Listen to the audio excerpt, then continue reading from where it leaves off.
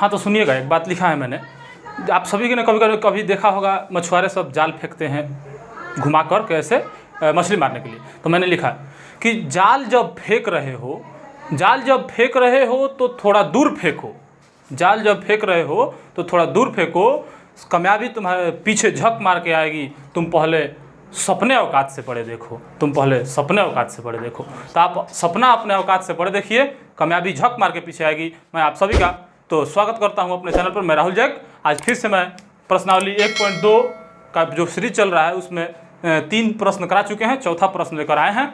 तो आइए हम लोग चलते हैं प्रश्न की ओर डायरेक्ट। प्रश्न क्या कह रहा है देखिए, 4 नंबर में दिया है, क्या दिया है बबुआ, दिया है कि HCF बराबर दिया है। HCF कैसा HCF, तो 306 और 657 का HCF बराबर कितना, 9, ये चीज़ दिया है। तो ये दिया है, इसका मतलब है कि 306 जो है एक संख्या है और 657 भी एक संख्या है। तो इसका मतलब है कि यहाँ एक A है जो 306 है और B है जो 657 है। ये दो संख्या है जिसका मौसा ये दिया हुआ है। क्या पूछ रहा है, लॉसा पूछ रहा है, LCM पूछ रहा है।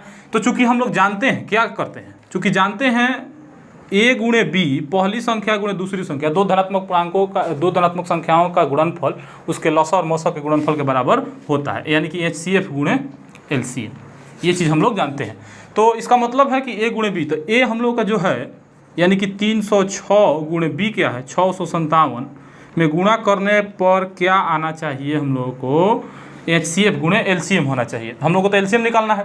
HCF कितना दिया है, तो HCF 9 दिया है, तो HCF की जगह पर 9 गुणे LCM का, LCM रहने देते हैं। LCM बराबर 9 को इधर ले लिया जाए तो ये गुणा में है, LCM इधर आएगा तो भागा में हो जाएगा, यानी कहने का मतलब हो जाएगा 306 गुणे 657 बटा में 9 बराबर LCM। अब इसको कटा के देंगे हम लोग 9 से, देखो तो 9 से डायरेक्ट कटाते हैं, 9 27, इसमें से बचा 3 यहाँ पे खड़ा करेंगे 36 और 9 चौके 36। अब 34 में 657 से गुणा कर देंगे, आंसर हो जाएगा LCM बराबर किस में 657 से 34 में गुणा करेंगे, 7 चौक 28 का 2 और 5 4 5 20 2 22 के 2 हाथ में 2 6 चौक 24 2 26। फिर किससे कटा देते हैं 3 से, 17 के 21 के 1 2 हाथ में, 5 3 15 2 17 के 7 1 हाथ में और 36 18 1 19। इसको जोड़ देते हैं 8 3 6 7 6 13 के 3 1 9 2 11 1 12, यानी कि 12,338। यहाँ पे लिखेंगे LCM बराबर 12,338 आंसर। ये हो गया आंसर। बहुत ही आसान प्रश्न था। चलते हैं अगला सवाल पे। अगला सवाल क्या कह रहा है थोड़ा देख लिया जाए। हाँ देखिए, प्रश्न संख्या 5 कह रहा है कि जांच कीजिए कि क्या कोई प्राकृत संख्या n नेचुरल नंबर प्राकृत संख्या n के लिए प्राकृत संख्या 1 2 3 4 1 से आगे 1 2 3 4 6 के पावर n अंक 0 पर समाप्त होगा। क्या ऐसा हो सकता है कि 0 पर समाप्त होगा 6 के पावर n? तो एक बात बताइए, 0 पर समाप्त तभी होता है, मोटा मोटी 3 ही कंडीशन में होगा। जो 10 से कट जाए, 10 से कटने वाली संख्या है 20, 10 दूनी 20, 10 3 30, 10 चौके 40, 100 1000, 10 से कट जाए, इसके अंक क्या है 0 पर समाप्त हो रहे हैं। वैसी संख्या जो 2 से कट जाए, 2 से भी 10 कटता है, 20 ये सब कटता है। वैसी संख्या जो 5 से कट जाए, जो 5 से कट जाए, ये सब 5 से कटने वाला, ये 2 से कट जाए। यानी कहने का मतलब कुल मिला के कि 10 में तो 2 5 होता है ना, कुल मिला के यानी कि 2 गुणे 5 होना चाहिए, 2 5 होना चाहिए तब 10 पर विभाजित होता है। कोई भी संख्या हो, कोई भी संख्या अगर लास्ट में 0 आएगा इसका मतलब कि 2 5 होना चाहिए। तो यहाँ 6n का दिया है ना, ये लिखने वाला सवाल है। 6 क्या है a, माना कि a बराबर 6n। a क्या है, कोई संख्या है, a क्या है प्राकृत संख्या है। तो a के पावर n, या इसको बोल सकते हैं a बराबर 6 का गुणनखंड करें तो 2 गुणे 3 के पावर n, यानी कि 6 के गुणनखंड में 2 और 3 शामिल है। हम बोले कि वैसी संख्या जिसके गुणनखंड में 2 और 5 हो वो 0 पर समाप्त होती है। ठीक है, 2 और 5 अगर संख्या हो उसका घन कर लिया, कुछ भी कर लें तो हो जाएगा। तो यहाँ पे डायरेक्ट हम लोग लिखेंगे अतः 6 के पावर n, अतः कोई भी संख्या हम बोलते हैं, यहाँ पे चला देंगे, अतः कोई भी संख्या 0 पर समाप्त होती है जब उसके अभाज्य गुणनखंडन में 2 और 5 शामिल हो। लेकिन यहाँ 2 और 5 के अलावे 2 और 5 शामिल नहीं है, 6n के गुणनखंड में 2 और 3 शामिल है। अतः 6n का 6 के पावर n का अंक 0 पर समाप्त नहीं हो सकता है, ये लिखेंगे। ठीक है, मोटा मोटी बात ये लिखेंगे। क्यों? क्योंकि यहाँ पे 2 और 5 का गुणनखंड नहीं है, यही बात लिखेंगे। ठीक है, देखो अगला सवाल पे आते हैं। क्वेश्चन नंबर 5 क्वेश्चन नंबर 5 हो गया ना जी। 6 नंबर क्वेश्चन नंबर 6 कह रहा है कि व्याख्या कीजिए कि 7 × 11 × 13 + 13 और 2 को संख्या दिया, एक ये 7 × 6 × 5 × 4 × 3 × 2 × 1 + 5 भाज्य संख्या हैं। अब भाज्य संख्या है तो क्यों है ना? तो भाज्य संख्या और अभाज्य संख्या किसे कहते हैं? भाज्य संख्या उसे कहते हैं। थोड़ा सा बात कर देते हैं, ये परिचय वीडियो में बहुत बढ़िया से हो चुका है, आप सभी जाकर डिस्क्रिप्शन में है लिंक, आप सभी जाकर परिचय वीडियो देखिए। और ऑब्जेक्टिव का भी, इस चैप्टर का ऑब्जेक्टिव भी बहुत बढ़िया से मैंने कराया है, उसको भी देखिएगा, आपके लिए बहुत ही हेल्पफुल होगा। भाज्य संख्या उसे कहते हैं जिसके गुणनखंड में 1 के अलावे भी कोई हो। गुणनखंड में क्या हो? 1 के अलावे भी, 1 के अलावा दूसरा संख्या हो गुणनखंड में, 1 के अलावे कोई और संख्या हो, मतलब कि कोई और से कटे। अभाज्य उसे कहते हैं जिसमें केवल 1 हो, केवल 1 गुणनखंड हो। अभाज्य संख्या उसे कहते हैं जिसका केवल 1 गुणनखंड हो, जिसका मसा 1 हो। अब भाज्य संख्या अभाज्य संख्या तो हो गया, इसको हम लोग को चेक करना है कि भाज्य है तो क्यों है, भाज्य है तो क्यों है। चलिए तो इसको हल किया जाए। देखिए गुणा में दिया है ना, सबको एक घेर देते हैं, ये एक संख्या है, प्लस के बाहर एक संख्या है, इसको हल करते हैं। तो ये संख्या है, तो देखिए यहाँ दिया है a बराबर, एक संख्या मान लेते हैं, माना कि या दिया माना कि a बराबर एक संख्या है। तो a बराबर अगर इसको हल करें हम तो 7, इसको गुणा करेंगे 11 7 77, या ऐसे करते हैं 13 दोनों में दिख रहा है प्लस प्लस में, 13 क्या कर लिया जाए कॉमन, यहाँ पर क्या बच जाएगा 7 × 11 इस संख्या में, इस संख्या में से प्लस वाला में से क्या बच जाएगा 1, क्योंकि 13 तो निकल गया, कॉमन निकल गया। अब क्या हो जाएगा कि 13 × 11 7 77 + 1 यानी कि 13 × 78। इसको अगर गुणनखंड करें और तो 78 भी एक संख्या है जो कट सकता है, तो इसको कर दिया जाए तो 13 × 13 78, 13 × 6 13 78, ये गुणनखंड में आ गया, अभाज्य गुणनखंड। माना कि एक ये संख्या थी ये, और ये अभाज्य गुणनखंड के रूप में आ गया। अतः यहाँ पे लिखेंगे हम कि अतः यह भाज्य संख्या है, यह भाज्य संख्या है।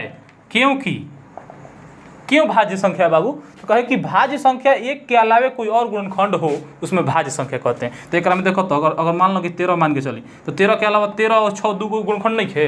अगर 6 एगो मान के चलिए, 6 के अलावा एगो 13 2 गुणनखंड नहीं खे।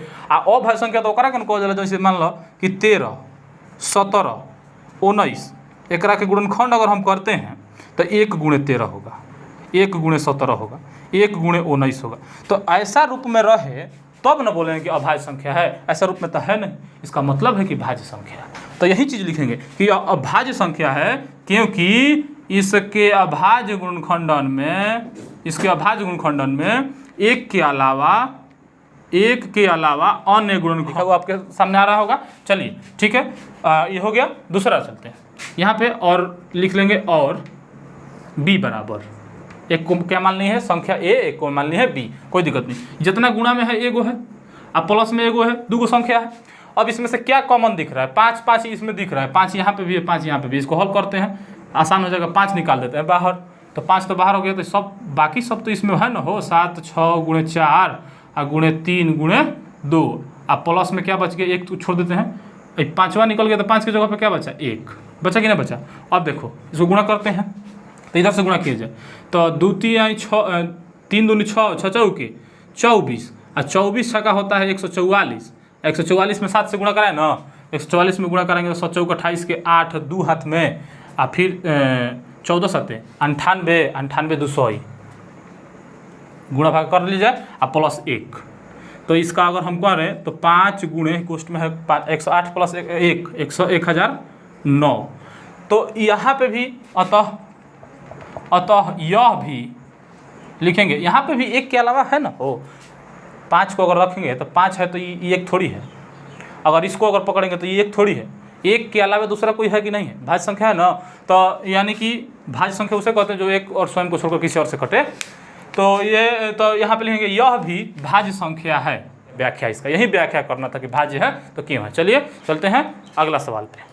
तो देखिए 7 नंबर सवाल, यह अंतिम प्रश्न होगा 1.2 का। कह रहा है कि किसी खेल के मैदान के चारों ओर एक वृत्ताकार पथ है। मान के चलते हैं ये खेल के मैदान है, इसके चारों ओर क्या है, वृत्ताकार एक पथ है, हल्का फुल्का वृत्ताकार लेके चले हैं, ठीक है, इसको पूरा नहीं मानने था। तो वृत्ताकार एक क्या है, पथ है, जबकि इस मैदान की एक चक्कर, वृत्ताकार पथ है, इस मैदान को एक चक्कर लगाने में सोनिया को कितने 18 मिनट लगते हैं और रवि को इसी मैदान को चक्कर लगाने में रवि को 12 मिनट लगते हैं। तो मान लीजिए वे दोनों एक ही स्थान से चलना प्रारंभ करें तो एक ही दिशा में, तो कितने समय बाद वह पुनः प्रारंभिक स्थान पर मिलेंगे, प्रारंभिक स्थान पर मिलेंगे। मान लीजिए कि यहाँ से ये चालू कर रहा है, यहाँ से ये चलना चालू कर रहा है, इधर है, दोनों चल रहा है, ये सोनिया है, ये रवि है। इसको तो 18 मिनट लगता था, सोनिया को पूर्ण चक्कर लगाने में, एक चक्कर लगाने में 18 मिनट लगता है, रवि को एक चक्कर लगाने में 12 मिनट लगता है। तो अब ये बोल रहा है कि अगर एक ही दिशा में चले तो कब ऐसा स्थिति आएगा कि वो दोनों एक साथ मिल जाएगा, कब ना कब ऐसा स्थिति आएगा। अच्छा, अगर चलना स्टार्ट करे तो सोनिया तो 18 मिनट में ही तो सड़क आ जाएगी, 18 मिनट में, ये 12 मिनट में लगता है, तो ये 12 मिनट में पहले रवि आ जाएगा ना, जो रवि पहले आ जाएगा, रवि पहले आके हम 12 मिनट में, 18 मिनट, ये 6 मिनट ज़्यादा लेती है, इसका तो कम होते जा रहा है। इसका मतलब है कि 6 मिनट कम होते जा रही है। तो जब 12 मिनट में वो 6 मिनट जोड़ के आएगा, उसके जगह पे कभी ना कभी ऐसा स्थिति आएगा जरूर, घटते घटते कि फिर से क्या आ जाएगा, वो लोग मिल जाएगा। तो ऐसे क्या कब मिलेगा, तो ऐसा स्थिति में होता है कि दोनों चूँकि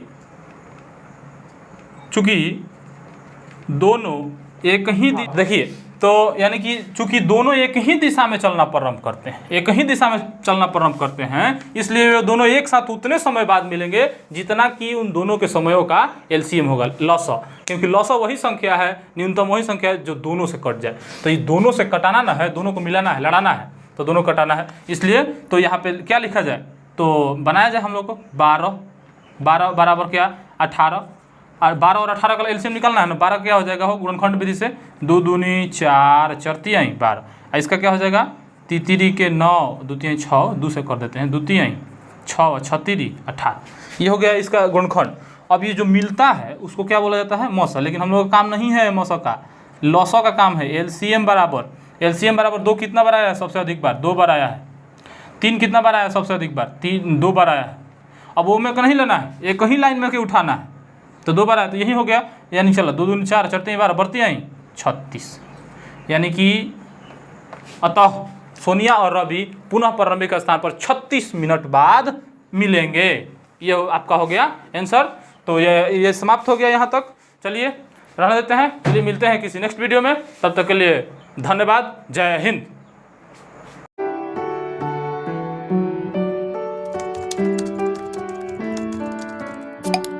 Thank you.